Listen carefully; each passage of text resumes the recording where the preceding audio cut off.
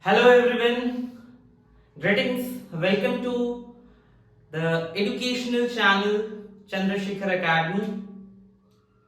As promised in my previous video, today we are going to start with the organic section, children, and I am going to take this as the first chapter in term 2 syllabus, aldehydes, ketones and carboxylic acids. I am going to split the entire chapter in parts, and today at first in this video I will be talking mainly for the structure of carbonyl group. Yes, aldehyde ketones, they have carbonyl group in common, and for that reason we will be discussing structure of carbonyl group first. So children, in the structure of carbonyl group, you must know that carbonyl carbon is sp2 hybridized. And when I say that carbonyl carbon is sp2 hybridized, it must click in your mind that the carbon atom, which is having 4 orbitals in its outermost shell, 1s and 3p, out of those 4 orbitals, only 3 orbitals are participating in hybridization. The rest one orbital here will be unhybrid, which will be carrying an unpaired electron. So, if I have to show the orbital diagram of the carbonyl group formation, I can show the sp2 hybrid carbon like this. These 3 bonds you can see are the sigma bonds. These 3 bonds are sigma bonds, as they have been formed by sp2 hybrid orbitals. So here you have sigma bond, this is also sigma, and this is also sigma. These 3 are sp2 hybrid orbitals. And in addition to this, carbon atom is having a p orbital which is carrying one unpaired electron. Here oxygen atom also having a p orbital, and in addition to that it also has 2 lone pairs, and there is an unpaired electron in this p orbital. So what should happen here? Here these p orbitals should undergo lateral overlapping, and because of this sidewise or lateral overlapping, the bond formed here between carbon and oxygen, because of this parallel lateral overlapping, will be called a pi bond. Now, what you can see here, that the 3 sigma bonds which are with the sp2 hybridized carbon, those 3 sigma bonds are lying in the same plane. If you will draw a plane here, you will see that all the 3 sigma bonds here are lying in the same plane. That means carbon atom and the 3 other atoms which are bonded to it, including oxygen, are in the same plane.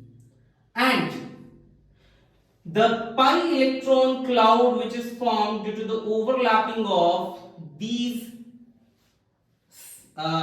p orbitals, or say unhybrid p orbital, is going to give you the pi electron clouds above and below this plane. So you can write this carbon and oxygen, and the 3 sigma bonds will remain as it is, and then you can show this be in a plane, and the pi electron clouds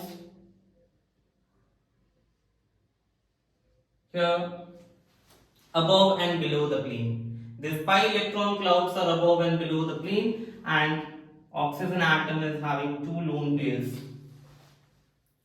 So this explains a double bond getting formed between carbon and oxygen, and here all bond angles will be 120 degree.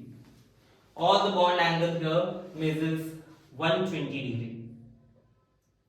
So this is about the orbital diagram for the formation of carbonyl group. Then comes what you can see, which is very evident from here, formation of carbonyl group itself, that carbonyl group is polar. And what is reason behind the polarity of carbonyl group? This oxygen atom, which is highly electronegative as compared to that of carbon. So because of this, it is polar in nature and it can undergo the resonance like this. This pi electron can shift over the oxygen atom, and as a result you can get this structure wherein you can see carbon is acquiring positive charge, as when the pi electron shifted on oxygen, oxygen is getting more number of electrons. There were two lone pairs on oxygen and now it is having an additional lone pair, so negative charge, and carbon is now electron deficient, so carbon has acquired a positive charge. Such a positively charged carbon here, which is also the part of carbonyl group, is electrophilic in nature. So we say that this carbonyl carbon is electrophilic in nature, or it is Lewis acid like. You know very well that Lewis acids are the one which are capable of gaining pair of electron, and electrophiles are also the same, which are capable of accepting pair of electron. So electrophilic or Lewis acid like behavior you can say for this carbonyl carbon atom, Lewis acid like behavior.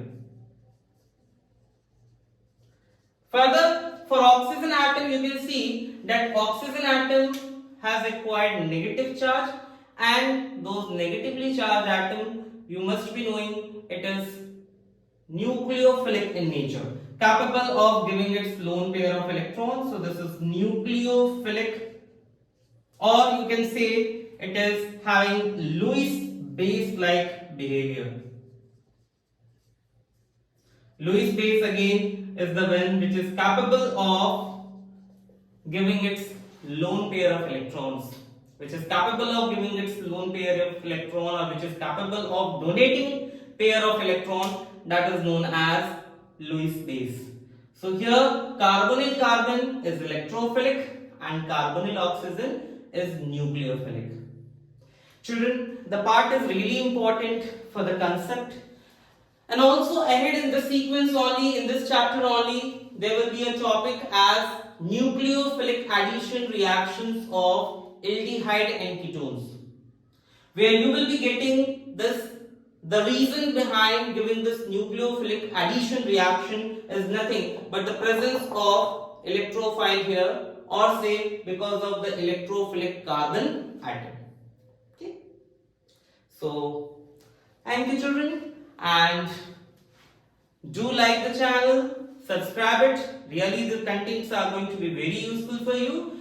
Forward it to your friends also, those who are going to appear for the board examination in almost after 26th of April as decided by board, but yet the dates are awaited. So children, if you have any question, any difficulties in understanding this concept, do let me know in your comment sections. You can post your questions over there. Thank you and hope you enjoyed the video.